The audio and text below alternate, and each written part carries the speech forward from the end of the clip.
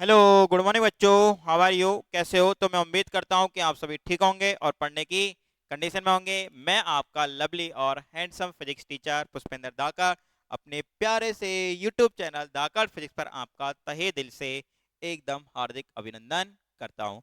तो जैसे कि आपको पता है कि मेरे यूट्यूब चैनल पर आपको फिजिक्स एकदम इजी, लवली और धाकड़ कॉन्सेप्ट में पढ़ने को और सीखने को मिलेगी। और मेरा आपसे वादा है कि एक दिन आप धाकड़ फिजिक्स पर फिजिक्स पढ़ते पढ़ते फिजिक्स में क्या हो जाओगे, एकदम धाकड़ हो जाओगे। क्या हो जाओगे? धाकड़ हो जाओगे। और मैं अपना वादा टूटने नहीं दूंगा। इसके लिए चाहे तो मैं तुम्हें तोड़ दूंगा। ऐसा नहीं होगा, फिर भी आपको मुझे पता है आप वादा नहीं तोड़ोगे और मैं भी नहीं तोड़ूंगा। ओके, तो चलते हैं अपनी जर्नी। और एक बार पुनः आपका मेरे यूट्यूब चैनल धाकड़ फिजिक्स पर तहे दिल से स्वागत। Welcome to Dhakad physics. तो देखिए, अपनी जर्नी चल रही थी बेटा क्या, इलेक्ट्रोस्टैटिक्स। क्या चल रही थी? इलेक्ट्रोस्टैटिक्स। और इसमें आपको पता है कि हम आगे चल गए थे और हम अभी अब कहां पहुंचने वाले हैं। आज अपना टॉपिक रहेगा specific and fundamental properties of charge. आपको पता है इस चार्ज के बारे में हमने लास्ट में क्या किया था? अगर हम रिवीजन करें लास्ट सेशन का, तो बेसिक ऑफ चार्ज बेटा पढ़ा था कि नहीं पढ़ा था? यस सर, आपने चार्ज का क्या बताया था? हमें बेसिक बताया था। क्या बताया था? बेसिक। तो चार्ज के बेसिक में मैंने आपको बताया था कि चार्ज जो होता है वो कैसे आता है, कैसे इलेक्ट्रॉन प्रोटॉन, क्या गड़बड़ी होती है क्या नहीं होती। हम इलेक्ट्रॉन को छेड़ते हैं, प्रोटॉन को नहीं छेड़ते, क्योंकि प्रोटॉन अपनी छोटी सी दुनिया में एकदम क्या रहता है, खुश रहता है। और इलेक्ट्रॉन क्या होता है? आवारा होता है। उसको कोई भी छेड़ देता है, वो चला जाता है, उसके साथ छिड़ जाता है। Okay okay sir. अब बात करते हैं इस चार्ज की स्पेसिफिक प्रॉपर्टीज। अब आपको बता दूं, जैसे स्पेसिफिक प्रॉपर्टीज अगर हम बात करेंगे, तो सबसे पहली बात, चार्ज कैसी क्वांटिटी है बेटा? स्केलर क्वांटिटी है। कैसी क्वांटिटी है? स्केलर। स्केलर का मतलब कि सीधी सी बात है, आप डायरेक्शन से कोई लेना देना ही नहीं है। चार्ज का डायरेक्शन से क्या नहीं है, कोई लेना ही देना नहीं है। डन। स्केलर क्वांटिटी होगी। दूसरी बात, चार्ज को हम क्या कर सकते हैं बेटा? ट्रांसफर कर सकते हैं। क्या कर सकते हैं? ट्रांसफर। एक ऑब्जेक्ट से दूसरे ऑब्जेक्ट पे चार्ज को क्या किया जा सकता है सर? ट्रांसफर किया जा सकता है। कैसे? आपको पता है कि जैसे कि एक बॉडी से इलेक्ट्रॉन निकलते हैं, दूसरी बॉडी पे इलेक्ट्रॉन चले जाते हैं, तो क्या ट्रांसफर हुआ? चार्ज ही तो हुआ। तो इस तरीके से कुछ इसकी स्पेसिफिक प्रॉपर्टी है। दूसरी बात, आपको पता है कि जब इलेक्ट्रॉन जाएगा, तो आपको पता है कि बेटा इलेक्ट्रॉन का क्या होता है सर? मास होता है। और इलेक्ट्रॉन का मास 9.1 इंटू 10⁻³ kg होता है। तो इसका मतलब जब इलेक्ट्रॉन जा रहा है, तो जिस पर जा रहा है वो नेगेटिव, और जिससे जा रहा है वो पॉजिटिव, तो इससे मास भी तो लेके जा रहा है। तो इसका मतलब पॉजिटिव बॉडी का मास भी तो कम हो रहा है। हो रहा है कि नहीं हो रहा है? तो इसका मतलब जहां चार्ज होगा वहां मास कम ज्यादा भी होगा कि नहीं होगा? होगा सर। तो अगर मैं तुमसे क्वेश्चन करूं कि तीन बॉडी हो, पॉजिटिव नेगेटिव और न्यूट्रल, भाई तीन बॉडी है अपनी, एक है पॉजिटिव, एक है नेगेटिव और एक है न्यूट्रल। ओके, इसी न्यूट्रल बॉडी को पॉजिटिव किया गया है, इसको नेगेटिव किया गया है। तो इन तीनों में से सेम बॉडी है तीनों, इसको पॉजिटिव नेगेटिव किया गया है। तो सबसे ज्यादा मास किसका होगा बेटा? सबसे ज्यादा होगा बी वाली का। सबसे ज्यादा, ये ए बी और सी, तो सबसे ज्यादा मास किसका होगा? बी वाले का। ऐसे मान के चलो कि न्यूट्रल बॉडी थी, इसमें 10 इलेक्ट्रॉन और 10 प्रोटॉन थे। अब इसमें नेगेटिव हो गई तो 11 इलेक्ट्रॉन 10 प्रोटॉन। अगर पॉजिटिव हो गई तो 9 इलेक्ट्रॉन 10 प्रोटॉन। तो देखो प्रोटॉन तो सब में सेम, तो प्रोटॉन का मास से तो कोई मतलब ही नहीं है। इलेक्ट्रॉन इलेक्ट्रॉन इलेक्ट्रॉन, तो इलेक्ट्रॉन किस में ज्यादा? जिसमें इलेक्ट्रॉन ज्यादा उसका मास ज्यादा। तो इलेक्ट्रॉन किस में ज्यादा है? बी में ज्यादा है, तो बी। फिर किस में ज्यादा है? सी में ज्यादा है, तो सी। और फिर किस में ज्यादा है? ए में। तो सबसे ज्यादा मास नेगेटिव का, उसके बाद न्यूट्रल का, और सबसे कम पॉजिटिव बॉडी का होगा। ओके, तो देखते बेटा ऐसी कुछ प्रॉपर्टीज। आ जाओ तो देखो, स्पेसिफिक प्रॉपर्टीज ऑफ चार्ज। तो सबसे पहले है, charge is a scalar quantity. Charge कैसी क्वांटिटी है? स्केलर क्वांटिटी है। ये आपके दिमाग में बिल्कुल क्या होना चाहिए? सेव होना चाहिए। Charge is transferable. चार्ज को क्या किया सकता है? ट्रांसफर किया सकता है। ओके, एक बॉडी से दूसरी बॉडी पर। दूसरी बात, charge is always associated with mass. और क्यों करता है? क्योंकि चार्ज का मतलब है इलेक्ट्रॉन के साथ छेड़छाड़।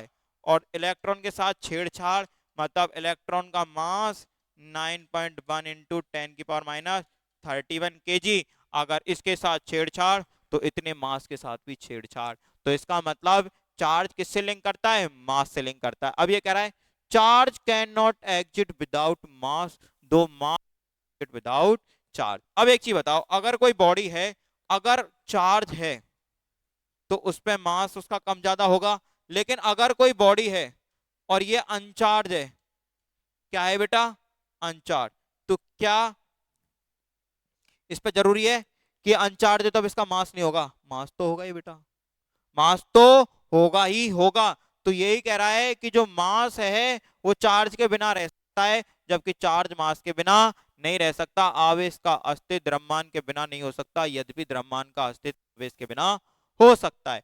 अब ये कह रहा है when a body is given a position charge, नहीं है बेटा, ये पॉजिटिव चार्ज है। कैसा charge? Positive charge. Okay, a body, when a body is given a positive charge its mass decreases। बताया था ना कि अगर पॉजिटिव चार्ज देंगे तो मास डिक्रीज हो जाएगा, क्योंकि उसमें से इलेक्ट्रॉन निकल जाएंगे, और जब इलेक्ट्रॉन निकलेंगे तो अपने साथ मास भी लेके जाएंगे, और मास लेके जाएगा तो मास कम हो जाएगा। और when a body is given a negative charge तो इट्स मास इंक्रीजेज। जब किसी पिंड को ऋणात्मक आवेश दिया जाता है तो उसका द्रव्यमान बढ़ जाता है। क्यों बढ़ जाता है? क्योंकि नेगेटिव का मतलब क्या है, उस पर इलेक्ट्रॉन आ गए, और इलेक्ट्रॉन आ गए तो साथ में क्या लेके आए? मास लेके आए। क्या लेके आए? मास लेके आए। और जब साथ में मास लेके आएंगे तो ऑब्वियसली बात है फिर क्या होगा? बॉडी का मास इंक्रीज हो जाएगा। Yes sir. ओके, चले आगे। चलो, अब एक रहा है charge is independent of speed but mass depend upon speed. देखो बेटा, मैं आपको एक चीज बता दूं कि चार्ज को स्पीड से कोई लेना देना नहीं है, लेकिन मास जो है वो स्पीड पर डिपेंड करता है। कैसे? कि रियल मास का जो फॉर्मूला होता है ना, M equal M naught under root 1 - b² upon c²। Okay, ये अपना किसका फॉर्मूला होता है? रियल मास का होता है। किसका? रियल मास का। डन। डन। जिसमें से b ये स्पीड ऑफ ऑब्जेक्ट, जो भी ऑब्जेक्ट है उसका स्पीड, और c speed of light, light की स्पीड, और जिसकी वैल्यू 299792458 मीटर पर सेकंड। बेटा मेरा फोन नंबर नहीं है, मेरा फोन नंबर तो ये रहा। ओके, ये वाला। ओके, अगर जरूरत हो तो इस पर कॉल कर सकते हो। ये तो लाइट की स्पीड है, इसको अप्रोक्सीमेटली इतना लिख सकते हो। अगर आपको कोई डाउट है तो आप इस नंबर पे मुझे कांटेक्ट भी कर सकते हो, मुझे याद आ गया बोलना। तो इस तरीके से अपना मास क्या होता है बेटा, कम ज्यादा होता है। जब मास का फॉर्मूला है, जब इसमें स्पीड बढ़ेगी घटेगी तो मास क्या होगा? स्पीड पर डिपेंड करेगा।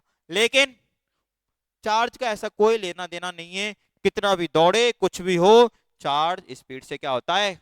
परे होता है। क्या होता है बेटा? परे होता है। डन। डन सर, आगे चलें। दूसरी बात, charge is a derived quantity but mass is a fundamental quantity. आपको पता है फिजिक्स में अपनी कुछ फंडामेंटल क्वांटिटी होती है। कैसी क्वांटिटी बेटा? फंडामेंटल। अब कौन सी होती है? आपको पता है वो 7 क्वांटिटी होती है।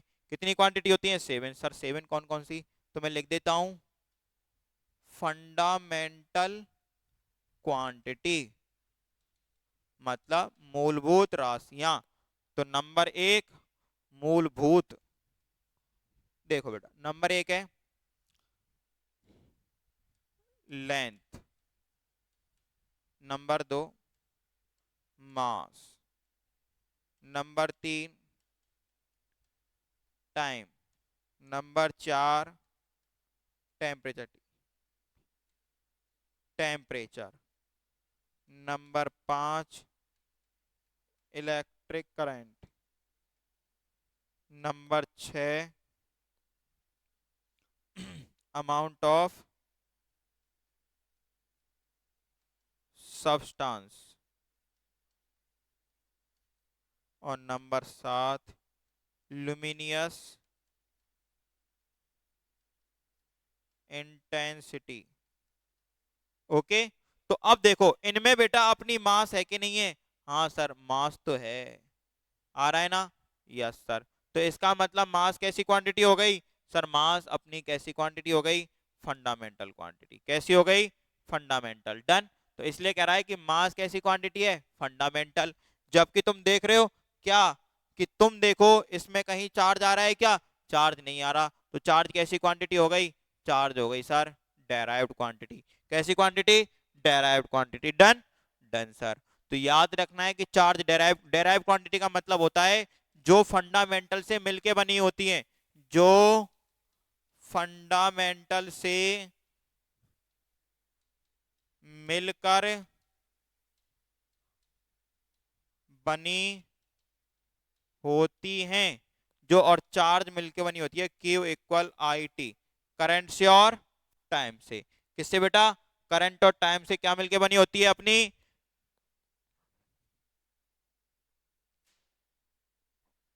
क्या मिलके बनी होती है बेटा? चार्ज। ओके, चार्ज करंट और टाइम से मिलके बनी होती है, इसलिए इसको क्या बोलते हैं? डेराइव्ड क्वांटिटी बोलते हैं। ओके, अभी जब करंट पढ़ाएंगे तो खूब अच्छे से समझाएंगे इस चीज को। Okay okay, done done. चले आगे। देखिए सर, अब बात है, charge is independent of frame of reference, I charge on a body does not change even when the velocity of charge object changes, so charge is invariant. ये क्या है कि सीधी सीधी सी बात है कि चार्ज फ्रेम ऑफ रेफरेंस पे depend नहीं करता। ऐसे मान के चलो, जैसे कि मैं कहूं कि ये बस है, क्या है? बस। और इसमें क्या है? डन। अब तुम्हें पता है बस आ गई, तो बस में मान के चलो कि मैं हूं, ओहो, और मान के चलो, और क्या मान के चले सर? बता दो सर, क्या मानना है? ये तो तुम्हारे धाकड़ सर हो गए। कौन से सर? धाकड़ सर। और ये हो गई भाई कौन? बसंती। कौन हो गई? तुम्हारी बसंती मैम। Done done. अब मान के चलो, मैं एक बात कहता हूं बेटा, क्या तुम यहां से टुकुर टुकुर देख रहे हो? मस्त खड़े हो। डन। और इसी इसी में मान के चलो, यहाँ किसी कोई बॉडी है जिसपे आपको पता है 5 कूलम चार्ज रखा हुआ है। कितना चार्ज? 5 कूलम। अब मुझे बताना कि जब तुम, अब बस चल रही है, डन, जब तुम बसंती मैम को देखोगे तो तुम्हारे लिए बसंती मैम किसमें? मोशन में। अगर मैं बसंती को देखूंगा तो मेरे लिए रेस्ट में। Yes sir. डन। तो तुमने देखा कि इस तरीके से रेफरेंस, अब आपके लिए रेफरेंस फ्रेम रोड, सड़क, और मेरे लिए बस। अब तुम देखा कि रेफरेंस फ्रेम से पोजीशन चेंज हो रही कि नहीं हो रही है? लेकिन अगर तुम इस चार्ज को देखोगे तो तुम्हारे लिए भी 5 कूलम ही रहेगा, और मैं देखूंगा तो भी 5 कूलम ही रहेगा। इसका मतलब रेफरेंस फ्रेम पे चार्ज क्या नहीं कर रहा? डिपेंड नहीं करता। जबकि तुमने देख रहा है पार्टिकल की पोजीशन डिपेंड कर रही है कि नहीं कर रही है? रेस्ट और मोशन किस पे डिपेंड कर रहा है? रेफरेंस फ्रेम पे डिपेंड कर रहा है। तो इस तरीके से अपना चार्ज बेटा क्या होता है? इंडिपेंडेंट होता है। किससे? फ्रेम ऑफ रेफरेंस से। कि जब धाकड़ सर बसंती मैम को देखते हैं तो रेस्ट में, और तुम बसंती मैम को देखते हो तो तुम्हारे लिए मोशन में। जबकि इस बॉडी पर 5 कूलम चार्ज है, तो तुम इसको देखोगे तो भी 5 कूलम रहेगा, धाकड़ सर देखेंगे तो भी 5 कूलम रहेगा। ओके, तो ये किस पे डिपेंड नहीं करता? ये फ्रेम ऑफ रेफरेंस पे डिपेंड नहीं करता है। अब आगे देखो बेटा, अब मैंने कहा, आपको बताया भी था और मैं बता रहा हूं कि आपको देखो, अगर चार्ज रेस्ट में है, किस में है बेटा? चार्ज रेस्ट में है, तो आपको याद रखना है वो क्या प्रोड्यूस करेगा? Electric field. और अगर कांस्टेंट वेलोसिटी से है तो याद रखना इलेक्ट्रिक फील्ड के साथ साथ मैग्नेटिक फील्ड भी जनरेट करे, मैग्नेटिक फील्ड भी जनरेट करेगा, लेकिन कोई रेडिएशन नहीं निकालेगा। और रेडिएशन कब निकालता है? जब, अरे बेटा ये कांस्टेंट नहीं है, ठीक है? इतनी मिस्टेक कौन कर रहा है? बोलना पड़ेगा भाई, कृपया करके। बी नॉट इक्वल कांस्टेंट, ऐसे लगा लो। Done. B not equal constant, B not equal constant. Okay, मतलब एसेलरेटेड मोशन। और जब एसेलरेटेड मोशन होगी तो ई बी और रेडिएट एनर्जी भी करेगा। आपकी जैसे बोर्ड बोर्ड क्लास वाले बच्चे देख रहे होंगे, तो ऐसे 1 नंबर का क्वेश्चन पूछ लिया जाता है इन 3 में से, ये वाली कंडीशन, ये वाली कंडीशन और इन वाली कंडीशन में से, कि अगर चार्ज रेस्ट में है तो ओनली इलेक्ट्रिक फील्ड जनरेट करता है, मोशन में है कांस्टेंट वेलोसिटी से है तो इलेक्ट्रिक फील्ड और मैग्नेटिक फील्ड दोनों जनरेट करता है, और अगर कांस्टेंट नहीं है, एक्सेलरेटेड मोशन में है, तो इलेक्ट्रिक फील्ड, मैग्नेटिक फील्ड और एनर्जी रेडिएट करता है। ओके, ये चीज आपको क्या रखनी है? याद रखनी है, याद करने वाली बातें। ओके, जैसे उसकी सारी बातें याद रहती हैं, ऐसे ही मेरी कही हुई सारी बातें भी क्या रहनी चाहिए? याद रहनी चाहिए। ओके ओके, आगे चलें। चलो अब आगे पढ़ेंगे हम चार्ज की फंडामेंटल प्रॉपर्टी। बेटा क्या पढ़ेंगे? Fundamental property. अब चार्ज की फंडामेंटल प्रॉपर्टी क्या होती है भाई? चार्ज की फंडामेंटल प्रॉपर्टी होती है बेटा तीन। कितनी? तीन। नंबर एक होती है additivity of charge. Additivity of charge. अब एडिटिविटी ऑफ चार्ज का मतलब क्या है? एडिटिविटी ऑफ चार्ज का मतलब है बेटा कि आपको पता है कि चार्ज कैसी क्वांटिटी है सर? स्केलर क्वांटिटी है। अब तुम्हें पता है कि जब चार्ज स्केलर क्वांटिटी है तो तुम्हें पता है कि एडिटिविटी मतलब चार्ज को ऐड करना है, और स्केलर क्वांटिटी को कैसे जोड़ा जाता है? With sign. उनका अलजेब्रिक सम किया जाता है। तो चार्ज को किसकी तरह जोड़ लो? जैसे मास को जोड़ते हो, सेम। तो एडिटिविटी ऑफ चार्ज में क्या है कि चार्ज अपनी स्केलर क्वांटिटी है और इसको किसके तरह जोड़ा जाता है? मास की तरह जोड़ा जाता है। तो देखो यही लिखा है कि फंडामेंटल प्रॉपर्टीज ऑफ चार्ज, तो additivity of charge, charge is a scalar quantity like mass, so charges add up like real numbers. मतलब इसका मतलब क्या हुआ? Like real numbers. इसका मतलब हुआ कि विद साइन ऐड करना। कैसे ऐड करना? विद साइन, चिन्ह सहित जोड़ना। इसको और देखना चाहें तो क्या बोल देंगे?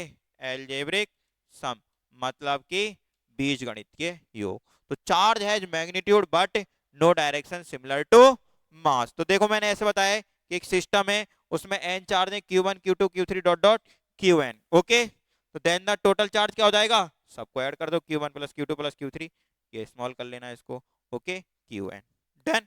Done sir. आगे चलें? चलो सर। अब देखिए अगली प्रॉपर्टी होती है चार्ज की बेटा, second, charge is conserved. Charge is conserved. Okay, अब बात यह कि चार्ज इज कंजर्व्ड क्या होता है। तो मैं आपको दो चीज बताने वाला हूं कि मान लो अगर कोई बॉडी आइसोलेटेड है। कैसी है?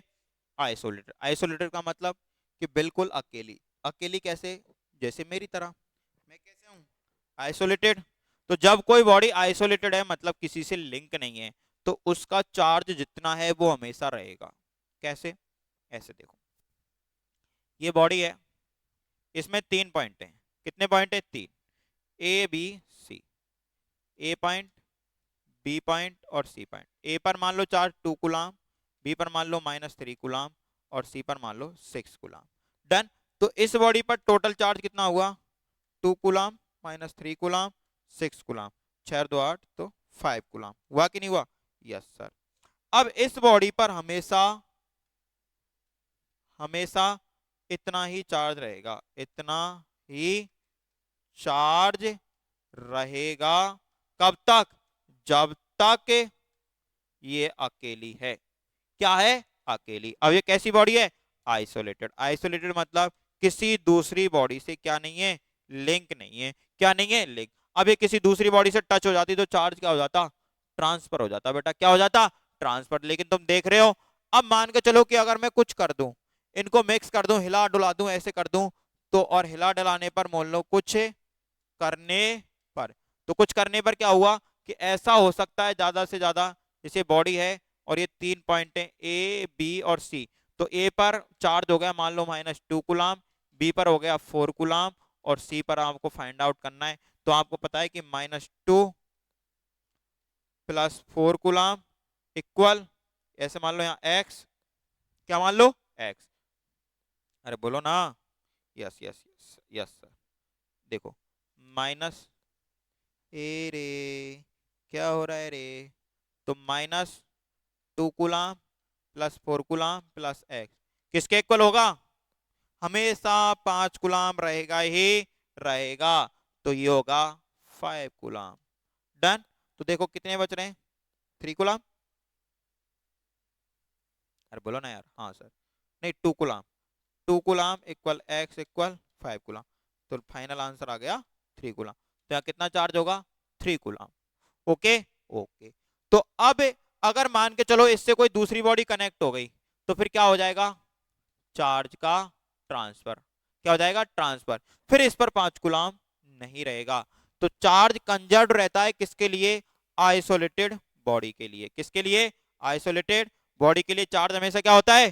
कंजर्व होता है। तो देखो मैंने यही लिखा है, देखो चार्ज इज कंजर्व, आवेश संरक्षित है इन एन आइसोलेटेड सिस्टम, एक आइसोलेटेड सिस्टम के लिए total charge does not change with time, दो इंडिविजुअल चार्ज में भी चेंज। अब तुम देखो ये इंडिविजुअल चार्ज थे कि नहीं थे, ये सारे पॉइंटों पे इंडिविजुअल चार्ज थे जो चेंज हो गए बॉडी में, सिस्टम में चेंज हुए, लेकिन टोटल चार्ज उसका कभी चेंज नहीं होता टाइम के साथ। तो मैं कह सकता हूं charge can be neither be created nor be destroyed. Okay, be लगा लेना, नॉट बी डेस्ट्रॉयड। आवेश विलगित निकाय में कुल आवेश समय के साथ नहीं बदलता, हालांकि विलगित आवेश बदल सकता है, यानी कि आवेश को ना तो बनाया जा सकता है ना ही नष्ट किया जा सकता है। ओके, किसी भी विलगित निकाय में कुल आवेश समय के साथ नहीं बदलता है। और आपको पता है इसका आज तक conservation of charge is also found to hold good in all types of reaction, neither chemical or nuclear, no exception to rule have ever been found। ये कह रहा है कि सारी की सारी रासायनिक अपक्रियाएं जितनी भी केमिकल्स रिएक्शन है, न्यूक्लियर एटॉमिक सब है, आज तक चार्ज का क्या नहीं मिला, कोई एक्सेप्शन नहीं मिला है कि जहां चार्ज डेस्ट्रॉय हो गया हो या क्रिएट हो गया हो। बोले चीज समझ में आई कि नहीं आई? आ गई सर। और लास्ट अपनी प्रॉपर्टी होती है बेटा कौन सी? Quantization of charge. एक सेकेंड,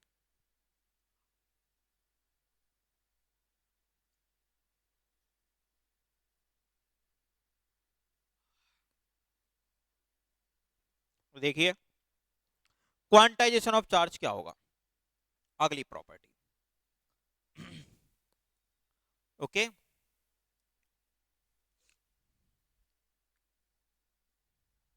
देखो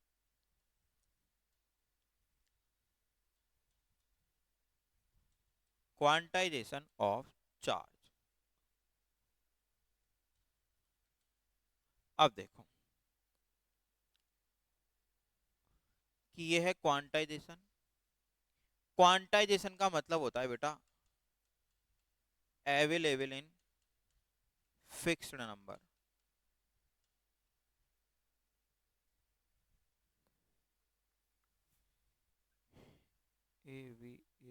अवेलेबल की स्पेलिंग गलत है क्या बेटा? अरे यार मैं इंग्लिश का टीचर नहीं हूँ, फिर भी मैं कोशिश करता हूँ स्पेलिंग सही लिखने की। अब सही है? हाँ अब सही है sir, available in fixed number. Okay, done done. अब मैं कह रहा हूं कि क्वांटाइजेशन का मतलब होता है कोई भी चीज किसमें हो, एक फिक्स नंबर में हो। किसमें हो? फिक्स नंबर में। डन। अब फिक्स नंबर में कैसे? जैसे मैं तुमसे कहता हूं, मान के चलो कि मार्केट में आप कुछ खरीदने गए, मार्केट में क्या गए आप? कुछ खरीदने। जैसे मार्केट में आप पेन लेने गए, तो मैं कहूंगा दुकानदार से जाके कि मुझे एक पेन दे दो, दो दे दो, तीन दे दो, चार दे दो। ऐसे थोड़ी कहूंगा कि मुझे 1.5 पेन दे दो, 2.5। जूते मारेगा, जूते उतार के क्या मारेगा? जूते, कि चला जाए यहाँ से, ज्यादा गणित मत दिखा मुझे, ठीक है? आ गया खरीदने पेन, चल चुपचाप यहाँ से कर। कहेगा कि नहीं कहेगा? कहेगा। तो एक्चुअली क्या है, अब तुमने देखा कि पेन का क्या हो गया, क्वांटाइजेशन हो गया। मतलब ये मार्केट में क्या हो गया, ये फिक्स हो गया कि ये कौन सी फॉर्म में हमें मिलेगा, कि 1 2 3 4। ऐसे ही चार्ज है, क्या चार्ज का भी नेचर में क्वांटाइजेशन होता है? क्या चार्ज भी नेचर में फिक्स है, किसी एक फॉर्म में मिलेगा? सही है ना? अब क्वांटाइजेशन किसके आगे लग गया? चार्ज के आगे लग गया, तो इसका मतलब चार्ज भी तो अवेलेबल होना चाहिए। अब मैं तुमसे कहूं बेटा कि मान के चलो कोई बॉडी है, डन, इस पे आपको पता है एक इलेक्ट्रॉन आ सकता है, यस सर। दो आ सकते हैं, यस सर। तीन आ सकते हैं, यस सर। चार आ सकते हैं, यस सर। पांच आ सकते हैं, यस सर। अब मान के चलो पांच इलेक्ट्रॉन आ गए, तो चार्ज कितना आ गया कि सर पांच इलेक्ट्रॉन के बराबर। तो पांच इलेक्ट्रॉन, इलेक्ट्रॉन में चार्ज कितना है? 1.6 इंटू 10⁻⁻19 कूलम, इतना चार्ज हो गया सर बॉडी पे। डन। हुआ कि नहीं हुआ? हो गया सर। तो मैं कहूंगा अगर मान के चलो कि एन इलेक्ट्रॉन आ गई, तो टोटल चार्ज कितना हो जाएगा? के इक्वल एन ई। अब तुम देख रहे हो कि 1 2 3 4 5, तो इसका मतलब एन की वैल्यू 1 हो सकती है, 2 हो सकती है, 3 हो सकती है, 4 हो सकती है, 5। अब तुम्हें पता है कि जब ये आया है तो साथ में क्या है, ये नेगेटिव भी तो है ना? यस सर, नेगेटिव है ना? तो इसका मतलब ये कैसे होंगी? Negative value. अब मान के चलो कि ये तो इस बॉडी पे आया है, अब मान के चलो कि अगर ये किसी बॉडी से आया हो, तो जैसे इस बॉडी से एक इलेक्ट्रॉन जा सकता है, इस बॉडी से दो इलेक्ट्रॉन जा सकते हैं, इस बॉडी से तीन इलेक्ट्रॉन जा सकते हैं, इससे चार जा सकते हैं, इससे n इलेक्ट्रॉन जा सकते हैं। तो इससे कितना चार्ज गया, इससे भी टोटल चार्ज कितना गया, Q इक्वल एन ई। लेकिन यहाँ क्या आएगा बेटा, यहाँ सर प्लस आएगा, क्यों आएगा, क्योंकि यहाँ से चार्ज निकल के गया है। तो इसका मतलब n की वैल्यू यहाँ क्या हो रही है, +1 +2 +3 +4।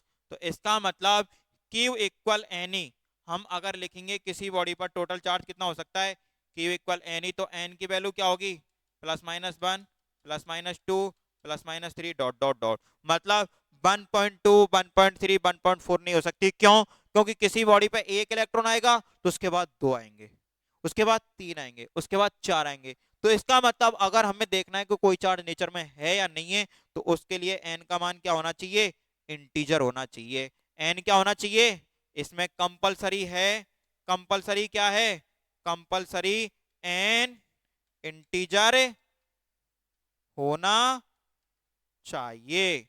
n क्या होना चाहिए, इंटीजर होना चाहिए। होना चाहिए कि नहीं होना चाहिए, देखो बेटा मैंने यही लिखा है, the quantization of electric charge is the property that all free charges are integral multiple of fundamental unit of charge represented by E। तुम देख रहे हो कि नेचर में अब जो भी चार्ज होगा वो इसी फॉर्म में तो होगा, Q इक्वल एन की फॉर्म में। अब ये इलेक्ट्रॉन क्या है, ये इलेक्ट्रॉन फंडामेंटल यूनिट हो गई कि सबसे छोटा चार्ज अगर नेचर में देखना है तो वो क्या होगा, इलेक्ट्रॉन होगा।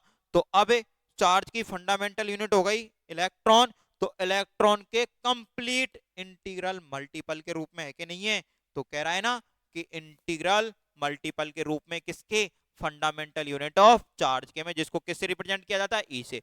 तो आवेश का क्वांटमीकरण, क्वांटीकरण, आवेश का क्वांटीकरण वह गुण है जिसके कारण प्रकृति में उपलब्ध सभी मुक्त आवेश परिमाण में आवेश की मूल इकाई जिसे इलेक्ट्रॉन द्वारा दर्शाया जाता है कि पूर्ण गुणज होते हैं। So total charge in nature Q equal n e, और n की वैल्यू +-1 +-2 +-3 +-4, ये सारी की सारी होगी, मतलब n इंटीजर होगा ही होगा, होगा ही होगा। ओके, क्या होगा, इंटीजर होगा। डन, चले सर आगे, चलो सर और देखो मजेदार, अब ये कह रहा है अगर इसको दूसरे तरीके से समझा जाए तो ध्यान से समझना बेटा, मैं आपको बताने वाला हूं। देखो दूसरे तरीके से कैसे, कि मान लो एक बॉडी है, क्या है, एक बॉडी हो गई। डन सर, अब ये बॉडी है, इस बॉडी में देखो ध्यान से सुनना मैं क्या कहने वाला हूं, कि n1 क्या है, ये है बेटा number of proton. Okay sir, n2 क्या है, ये है सर नंबर ऑफ इलेक्ट्रॉन्स।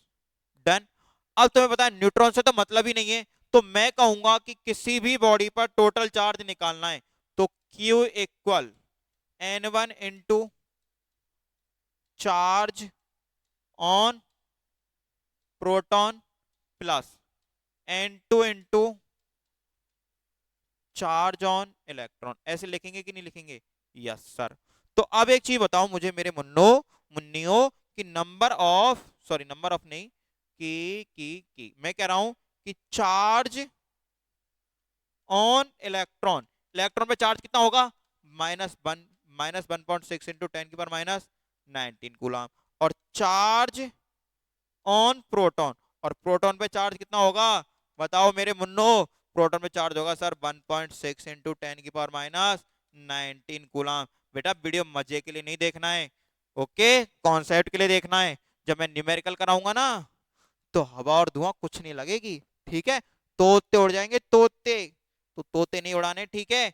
तो अब देखो मैं इस वैल्यू को, ध्यान से देखना, ध्यान से, इस वाली वैल्यू को, ये जो वैल्यू है इस वाली वैल्यू को ई मान लू बेटा, इस वाली वैल्यू को मैंने ई मान लिया। डन, क्या मान लिया, ई। तो आपको पता है कि चार्ज ऑन इलेक्ट्रॉन -ई और चार्ज ऑन प्रोटॉन +ई, लिख सकता हूं, लिख सकते हो सर, ओके, दिख रहा होगा, इसको +ई और इसको -ई लिखा है, ओके, -ई और +ई। Done, done sir. अब देखो ध्यान से, तो मैं लिख सकता हूं कि total charge Q equal n1, तो charge on proton E plus n2 और चार्ज ऑन प्रोटॉन इलेक्ट्रॉन -ई। तो देखो इसमें से E कॉमन आ गया, तो n1 माइनस N2 और E, तो Q इक्वल ये आया। अब एक चीज बताओ मेरे मुन्नो कि N1 और N2 दोनों की दोनों क्या हैं, इंटीजर, या बोल सकता हूं नेचुरल नंबर। कैसे नंबर, नेचुरल नंबर। मतलब कि 1 2 3 4 5 6 7 8 9 10 ऐसे ही तो होंगे। ऐसे थोड़ी है किसी बॉडी में प्रोटॉन 8.5 है, 10.5 है, 9.5 है, 1.5 है, 2.5। हाँ, तुम किसी तुम्हारी बॉडी में हो सकते हैं, तुम्हारी बॉडी में आधे आधे हो सकते हैं। क्यों? क्योंकि तुम्हारी बॉडी में सारी चीजें ऐसे ही तो हैं, है कि नहीं है? ऐसा तुम्हारी बॉडी में कुछ भी हो सकता है, लेकिन नेचर में अगर इलेक्ट्रॉन और प्रोटॉन है तो वो किस में होंगे, नेचुरल नंबर में होंगे। ऐसे बोल सकते हैं जनरली कि इंटीजर फॉर्म में होंगे, 1 2 3 4 5 6। ओके, तो आपको पता है कि जब 1 2 3 4 5 6 ऐसे नंबरों को माइनस किया जाएगा, जब N1 ऐसे लिखो, N1 एंड N2 क्या है, नेचुरल नंबर। कैसे नंबर, नेचुरल नंबर। तो आगे लिखना, देन हम कह सकते हैं कि Q equal N1 minus N2 E। तो N1 माइनस N2 ये क्या होगा, इंटीजर होगा। क्या होगा, इंटीजर।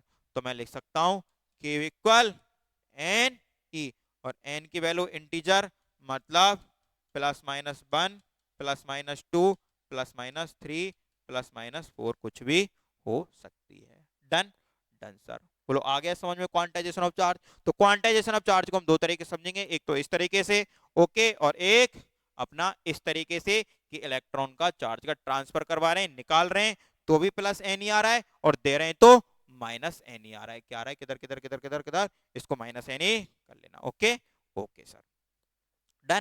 तो ओवरऑल हमने लिख दिया एन ई, और एन की वैल्यू को प्लस माइनस कर दिया। ओके, ये इसका स्टेटमेंट है जो आपको याद होना चाहिए, बोर्ड की दृष्टि से इंपॉर्टेंट होता है, और न्यूमेरिकल्स इसके हम आपको कराएंगे कराएंगे। Okay, done done done. अब देखो आगे, the number of electrons is equal to the number of protons in any neutral body. ये सबसे गंदी बात है, और अगर तुम्हें नहीं आती है, आपको पता है कोई भी न्यूट्रल बॉडी है तो N1 N2 ये नंबर ऑफ प्रोटॉन, और नंबर ऑफ इलेक्ट्रॉन ये इलेक्ट्रॉन, और ये प्रोटॉन। तो न्यूट्रल बॉडी में दोनों क्या होते हैं, सेम होते हैं, स्टाइल मारने के लिए, बाकी ऐसा कुछ भी नहीं है।